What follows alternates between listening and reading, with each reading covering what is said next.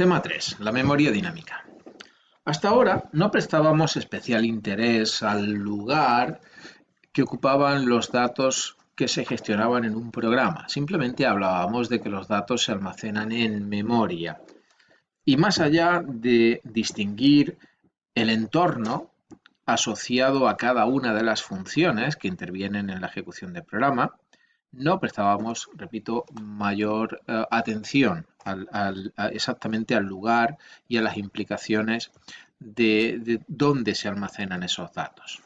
Repito, hasta ahora tenemos claro que cada vez que se llama una función, cada vez que empieza la ejecución de una función, se crea un entorno asociado a esa función en la pila que contiene sus propios datos locales y cuando finaliza su ejecución desaparece ese entorno y se cede el control a la función que hizo la llamada, que contiene a su vez sus propios datos locales. Bien, ahora vamos a profundizar un poco más en la estructura de la memoria, desde el punto de vista del programador, por supuesto, y vamos a descubrir una nueva zona en la memoria, que es el heap.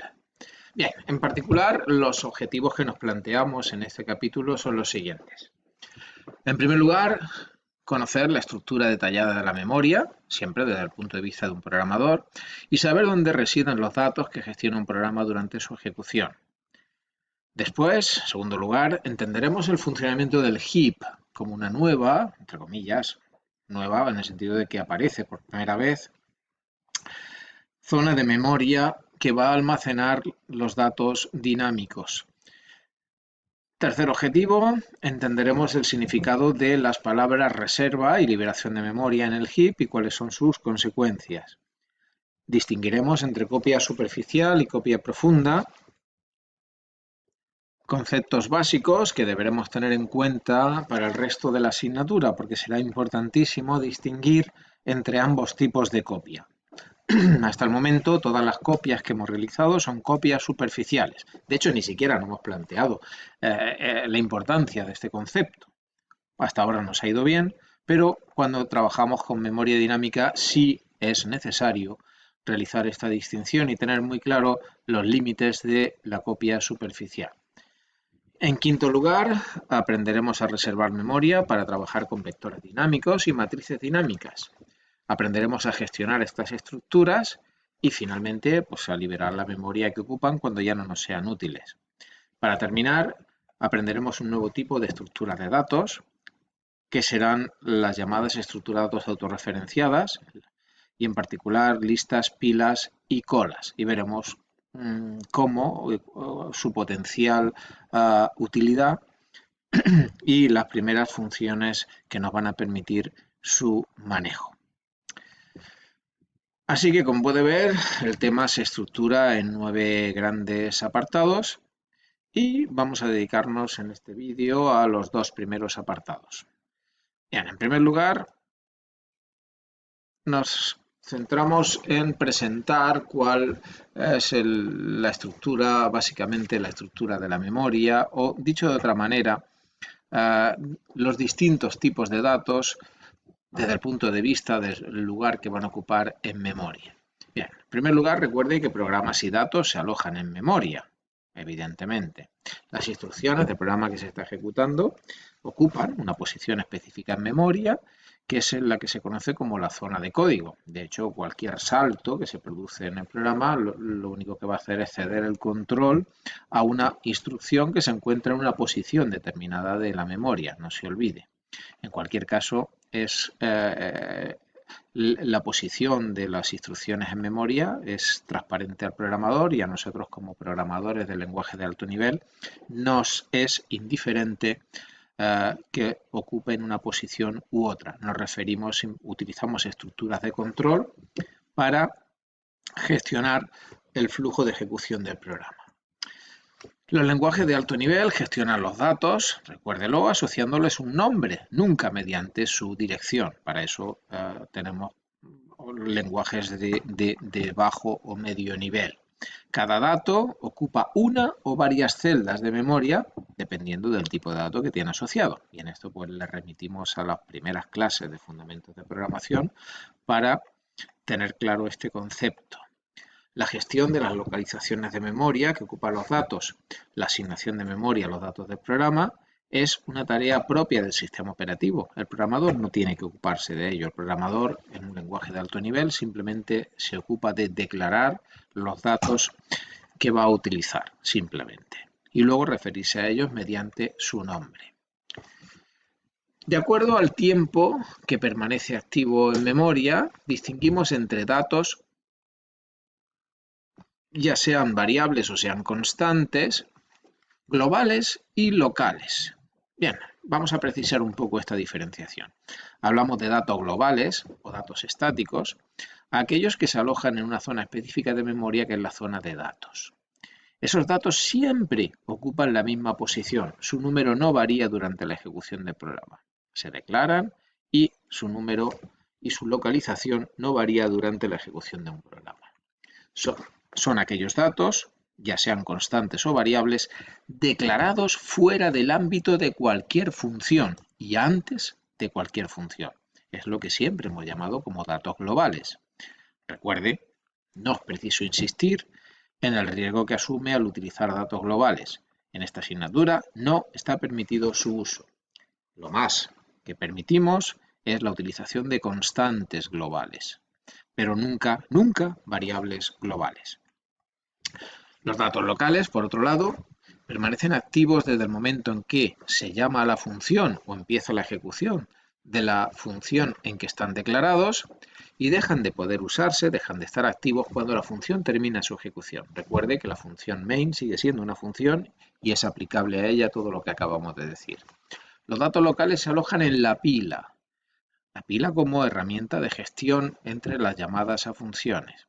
Cada dato que se declara en una función ocupa un lugar en la pila cuando la función empieza su ejecución y cuando la función acaba su ejecución, dejan de estar accesibles porque el entorno asociado a esa función se elimina de la pila.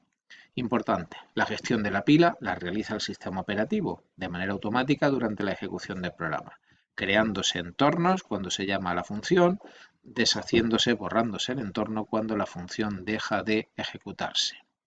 No sabemos a priori dónde se va a alojar un dato en una función cuando se ejecuta un programa. ¿Por qué? Bien, pueden existir varios entornos de una misma función simultáneamente en la pila. Por ejemplo, cuando una función se llama a sí misma varias veces, estamos en un caso de recursividad. Por lo tanto, tenemos un dato con el mismo nombre, aunque en realidad son datos distintos, pero bueno, tenemos datos con el mismo nombre asociadas a la misma función en distintos lugares de la pila. Y si una función se ejecuta en dos momentos diferentes, evidentemente sus datos asociados pueden estar en distinto lugar de la pila.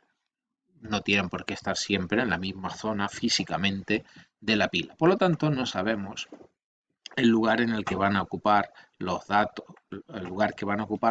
de una función.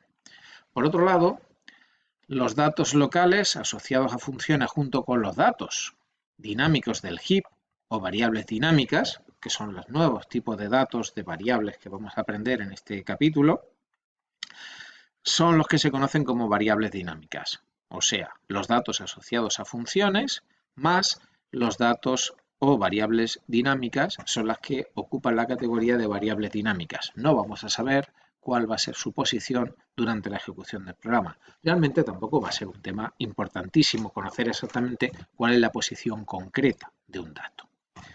Bien, para entender cómo funciona la memoria dinámica necesitamos conocer cuál es la estructura de la memoria. Tenemos una zona de código donde se encuentran las instrucciones que se ejecutan en el programa, no tienen mucho interés desde el punto de vista del programador. Tenemos una zona ocupada por los datos estáticos que contienen las variables globales, static y las constantes, que es reservada antes de empezar la ejecución del programa. Esa zona permanece fija durante la ejecución del programa y no requiere ninguna gestión especial por el programador. Recuerde que salvo constantes globales no deberíamos utilizar esta zona de memoria en nuestros programas. Y esa es la que se conoce como la memoria estática, la zona de datos globales más la zona de código. ¿Vale? Una vez en tiempo de compilación se conoce cuáles son los datos estáticos, pues esa zona o esa memoria no va a cambiar. Y por otro lado, tenemos ya lo que se conoce como la memoria dinámica. Esta zona de memoria dinámica está compartida por dos estructuras, el heap y la pila, o stack también, conocida. Esta zona de memoria se gestiona en tiempo de ejecución y es variable, va cambiando. Así pues, tenemos la pila que se utiliza para la gestión de las llamadas a funciones y para controlar el retorno de la llamada una vez finalizada la función que se está ejecutando. Cada vez que se crea o que se realiza una llamada a una función, recuerde, se crea un entorno asociado a esa función que es llamada, de forma que en ese entorno de la pila se gestionan, se guardan las variables locales, incluidas por supuesto los parámetros formales, y se tiene en cuenta o se almacena la dirección de retorno a la que debe volver la ejecución del programa cuando acaba su ejecución. Cuando acaba la ejecución, esta zona de memoria, esta zona de pila se libera y está disponible para un nuevo entorno, para una nueva función o incluso para la misma función. El caso es que se trata de un entorno nuevo. En cualquier caso, la reserva y la liberación de esta memoria se realiza por el sistema operativo que la maneja de manera automática durante la ejecución del programa. El programador como tal no debe preocuparse de reservar ni liberar memoria en la pila, ni mucho menos. Simplemente llamar a funciones y devolver el control con la instrucción return cuando termina la ejecución, en el caso de que la función retornara algo, evidentemente. Por otro lado, tenemos el heap. El heap es una zona de memoria que utilizamos para reservar trozos, partes, bloques durante la ejecución de los programas, según sean las necesidades del programa y de acuerdo, por supuesto, a las instrucciones que se van ejecutando. De manera que solicitamos memoria cuando necesitamos guardar datos y sepamos exactamente cuánta memoria queremos ocupar. Ese bloque que se asigna al dato que estamos pidiendo se marca como ocupado y ya no será asignado en otra petición de memoria. Cuando ese bloque ya deje de ser útil, podemos liberar la memoria ocupada y ese bloque queda marcado como libre, de forma que nuestras instrucciones solicitan memoria, liberan memoria y hay un gestor que se encarga de buscar qué bloque asignar y qué bloque es el que debe ser liberado. Bien, este gestor, el gestor del heap, trabaja de manera independiente y transparente al programador. El programador simplemente se encargará de pedir memoria cuando lo necesite y liberar memoria cuando ya no la necesite. Así pues, heap y pila comparten la zona de memoria dinámica. No hay una frontera definida entre ambas, de forma que el heap puede crecer, puede ir decreciendo conforme se solicita memoria, se libera memoria, de la misma forma que la pila puede crecer o decrecer conforme se vayan llamando a más funciones o a menos funciones. Este comportamiento dinámico puede hacer que en un determinado momento se agote la memoria disponible y tengamos un problema de falta de memoria. Realmente no es un problema que ocurra con mucha frecuencia y normalmente se debe a fallos en la programación. Por ejemplo, que no se libere toda la memoria que se ha pedido cuando ya no es necesaria o que se entre en una llamada recursiva sin fin que haga que la pila se agote. En cualquier caso, el programador deberá tener cuidado en que esta situación no se produzca.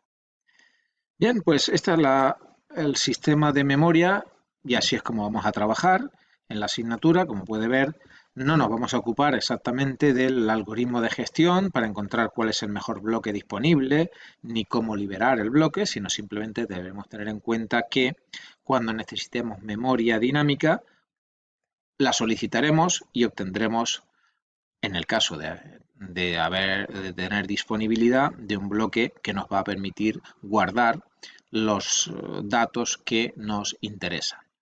Y en eso es lo que nos vamos a dedicar en los apartados siguientes. Aprenderemos las instrucciones que nos van a permitir reservar memoria en este bloque, en el heap, y liberarla cuando ya no sea necesario. La gestión de la pila, como ya conoce, es totalmente automática y transparente al programador.